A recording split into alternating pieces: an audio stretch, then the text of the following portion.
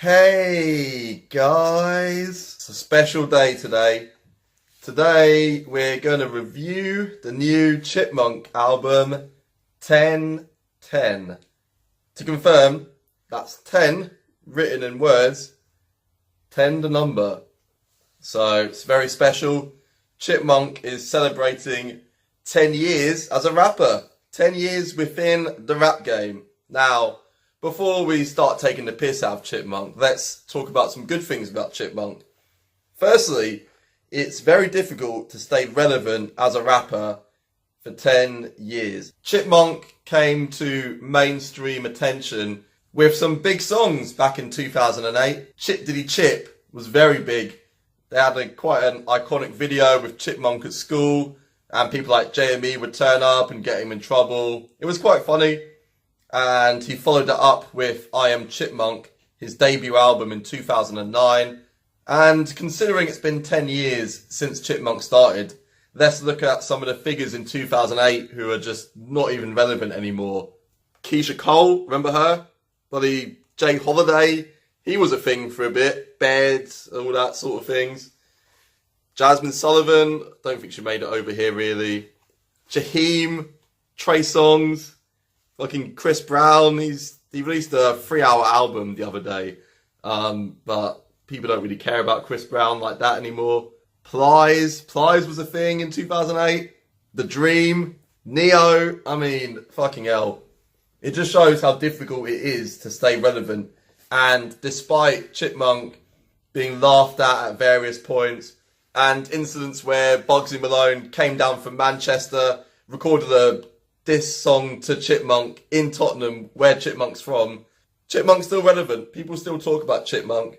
To continue the story of Chipmunk's career, his debut album peaked at number 2 in the UK charts. Very impressive for a grime act.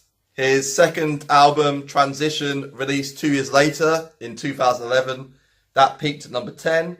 Transition also had a song featuring Chris Brown, which was pretty big at the time for a UK act. And some of the features on Chipmunk songs went on to have very successful careers. He launched the career of Emily Sandé.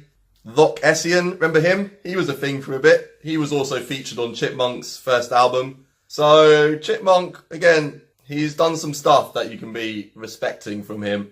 After 2011, Chipmunk went over to America. He got signed to T.I.'s Grand Hustle label. And he really watered down his sound here.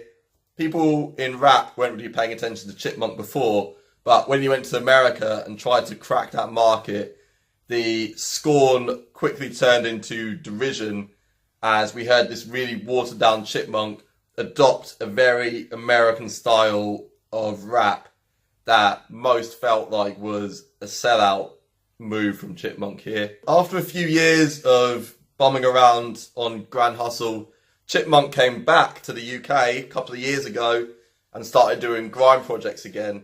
One more important thing about this time in America, T.I. convinced Chipmunk to change his rap name from Chipmunk to Chip.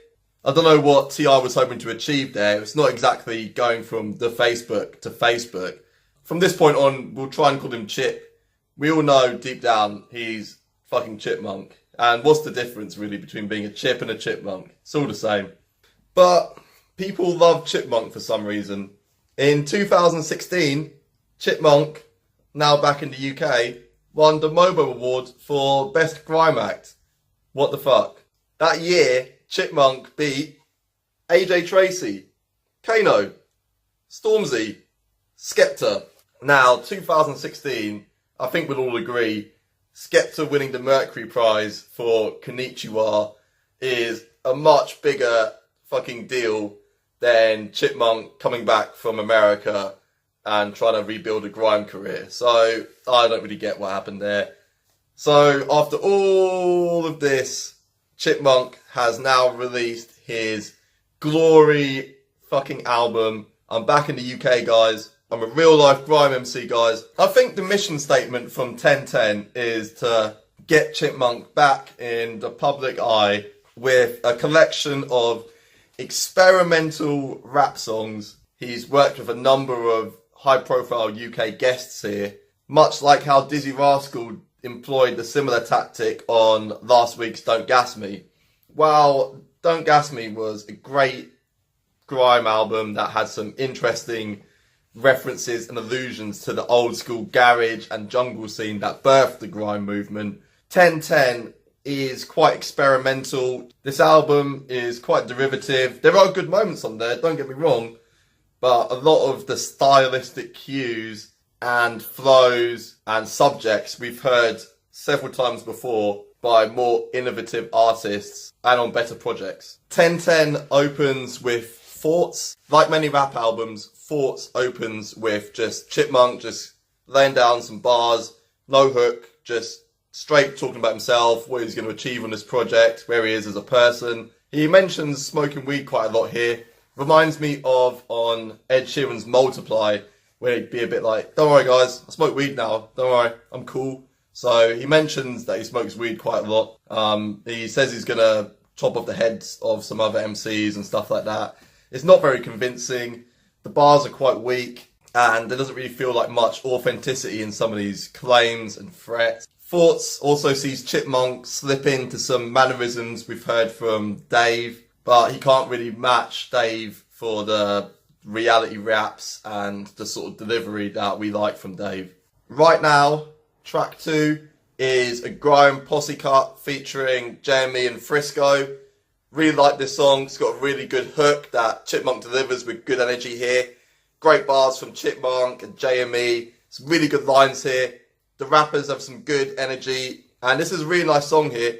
These guys go way back with Chipmunk, so as expected, there's good chemistry and cohesion here between the three guys. Right Now is the best grime song on 1010. There aren't too many grime tracks here, but as will become clear on this album, Chipmunk can't carry many tracks on his own, and he's very reliant on the guests. CRB Check follows this.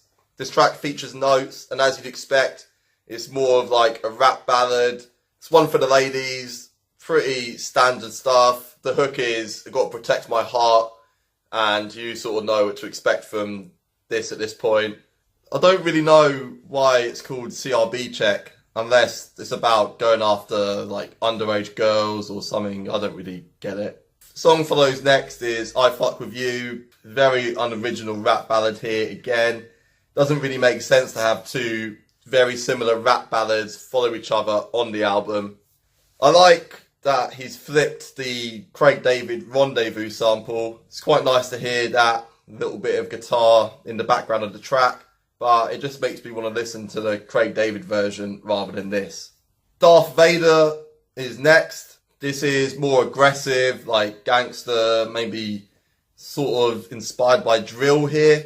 It's not a drill song, but Chipmunk certainly hasn't got the authenticity to pull off a track about like guns and gangs and how he's going to kill all his opponents. He's picked up this weird flow here where he pauses quite a lot. And I think that's come from his time in America. Again, very weak. Chipmunk's on his own again. And like I said, these solo Chipmunk songs leave a lot to be desired. Take the Lead featuring Be Young follows this. This is easily the best Afrobeat song so far on this album. The thing about Be Young is he made Jumanji and then he made 079 Me, and they both did well in the charts even though they're the same fucking song, so I don't really get that.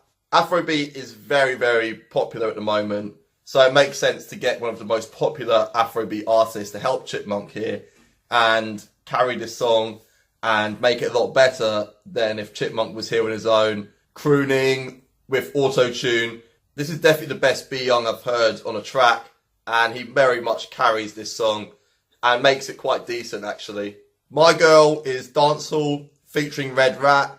Chipmunk's got a great opening verse here, best bars of his on the album. This is quite a good song. Chipmunk's definitely better at these party raps, these raps where he's a bit more affable than when he's trying to be some sort of ladies man or he's trying to act like he's going to beat you up. Vampire Life is decent trap. Chipmunk sort of sings and croons here with auto-tune. Chip ends the project with Good Morning Britain. Best solo song on here.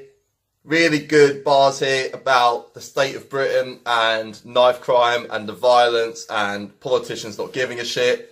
This is the most passionate I've heard from Chip in a while. It seems he's really good at this sort of reality rap, and when he's approaching the subjects of violence as someone who's trying to stop the violence, it's a lot better and a lot more relatable.